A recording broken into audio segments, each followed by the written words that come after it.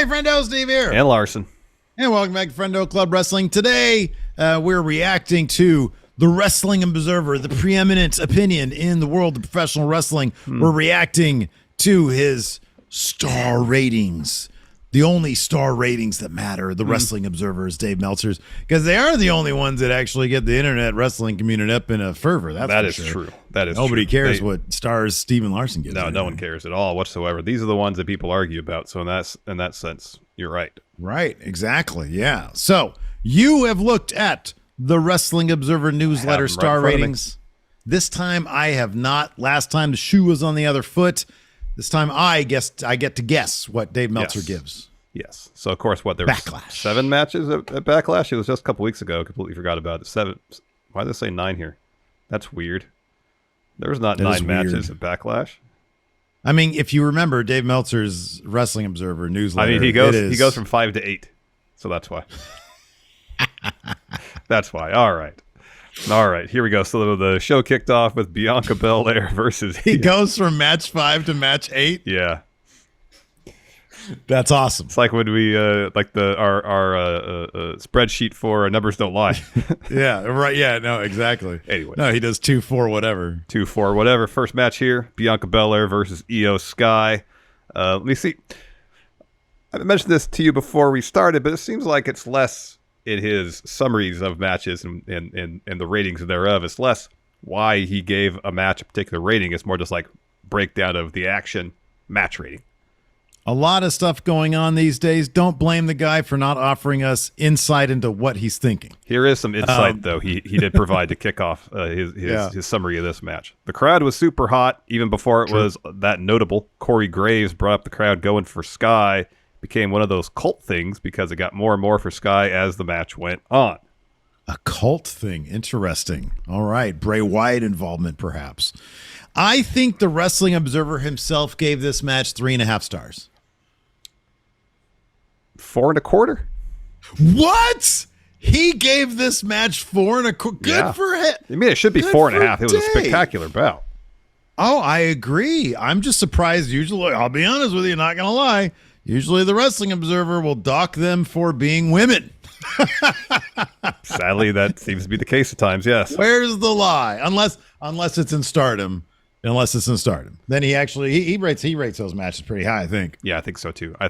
So 4.25. I mean, I think I would give it about 4.5. Yeah, sure. Yeah. So not too far off. Yeah, I'd probably even go like 4.75. Yeah. I don't know about 5, but yeah, 4.75. 4.5 at the minimum. Yeah, totally. It's a spectacular bout. 4.25 for okay. Yeah. Next up, Seth Rollins versus Amos. Let's see if he's got any insight here. Any insight? Yeah. No, it just looks like it's a recap of what happened. The opening sentence, though, is the crowd was singing for Rollins until Amos kicked him in the face, which stopped the singing. Good insight there. I'm going to say he gave this 2.25. 3 stars. What? Wow, he is impressing me today. 3 stars. I am not being impressive with my your my prognosticating skills. Right. Yeah. Maybe here's the thing: a great crowd elevates a wrestling show. That is totally true. And maybe a great crowd elevates Meltzer's the stars. Yeah, it could be his mood. Yeah, could be. Sure, it could be. Okay. 3 stars. Honestly, I'll just say 3.25. This is by far, I thought, Amos's best match. Yeah, but his best match before this was probably like a 1.25 or something. Like that. I know. Yeah, but we had. Yeah. Go ahead.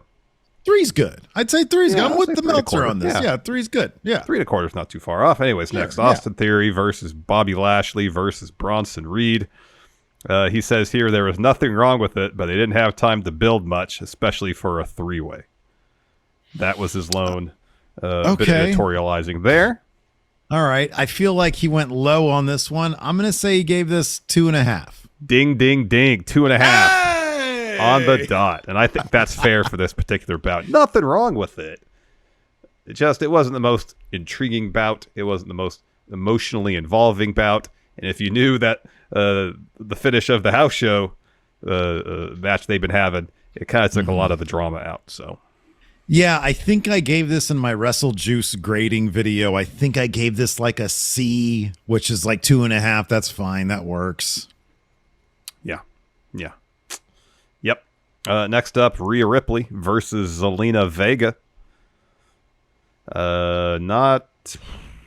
What did he say anything here we about go. this? The match wasn't much because it was Ripley on top, and Vega got only one big hope spot rather than a ton of near falls that the place would have gone. He says nets for, but I think it's supposed to be nuts for. No, I think they were going to go nets for Nets. it. All right. Nets for it. It was a short match. Mm-hmm. Not the shortest, though. That was Not the U.S. title bout. best.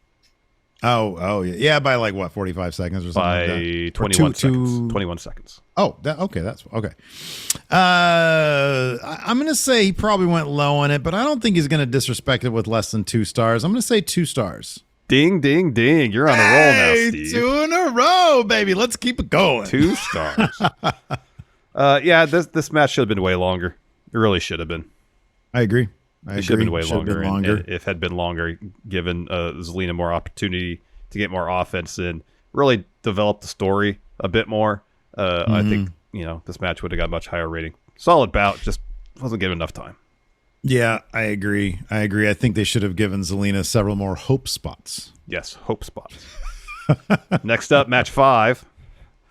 Damian Priest versus Bad Bunny is what Dave had to say about it.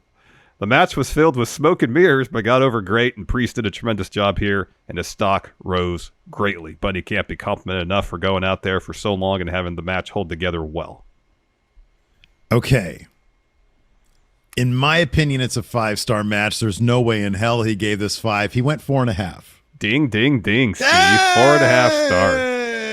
You know, when the first sentence says this match relied on a lot of smoke and mirrors, it almost makes it sound like 5. Yeah, it's not getting 5. It might not even get 4 based on the phrasing there. But yes, you're correct. 4.5. That's the bare minimum you give this bout. The absolute bare minimum. Oh, I thought it was terrific. Oh, it was fantastic. So much fun. You know, lots of smoke and mirrors. I love the smoke and mirrors matches. And lots of hope spots, too. Lots of hope spots. Damian Priest hope spots, but I also, guess? I don't know. Bad Bunny did a great job of selling Priest's offense. So when he got the hope spots, there was that emotional shift. Well, hold on a second. What? I have a question about that. Huh. Can you have a hope spot if you win a match? Yeah, hope spot is when you're getting beat down and you start your comeback. That's right, I know. Spot. Okay. Yeah, right. Yeah. But I was just like wondering, if you win the match, are they even hope spots? I guess if your hope spots are vanquished, then they're no longer hope spots. It's the ebb and flow of the story, the back and forth of the action. Okay. All right. All right. Continue. There's some wrestling jargon I'm still kind of unclear about, so. I always forget what powder means. when you go out of the ring and stall for time. When you mill about, right? Yeah, Isn't that what a powder is? Yeah, okay. Yeah. All right. Next up, match 8. We went straight from 5 to 8. 5 to 8. Owens, Sami Zayn, Riddle taking on Usos and Solo Sikoa. That's what Dave had to say. There was a lot of great action here. The first half didn't have that much heat because of what they were following. Right. Yeah. 4.5 classic. Yeah. That's about all the editorializing here. Insight. From, okay. from all Dave. Right. But, counter to that, the back half, I'm sure Dave Meltzer understood that it was hot heat, lots of hope spots. I'm going to say, so less than 4.5. I think he gave this a solid 4. I think it's a solid 4. So close, Steve. 3 3/4. What? This match? I thought this was a really fun match. I'd say 4. I'd say 4 for this. Match. If the first half of the match matched the intensity of the latter half, yes. Mm-hmm. Oh, okay. The first half of this match took a little bit to get going, but once it got going, I thought it was really good. But it's tough to follow that street fight. That street fight was phenomenal. Oh man, it was so good. Yeah. And then match 9, our main event. Let's see if Dave's got any insight here. Here we go. Brock versus Cody, yeah. Here we go, Brock versus Cody. I used to think it was cool and unique that Lesnar is allowed to break every rule of WWE style and every rule of ring psychology that they teach you is right and make it work. But it's now been the same match every time, out except for the finish for so long. It's still very good, and he made it work by losing the roads, but it's nothing new. Still very good, but nothing new. Yes. Wow. What how many stars is still very good? That's going to be 3+, but nothing new brings it to 3.5. Again, very close. 3 3/4 for Brock versus He Cody. almost gave that. He gave Brock versus Cody more than he gave the Bloodline versus No, same exact rating. Oh, it's same. 3 Okay. 3/4, Okay.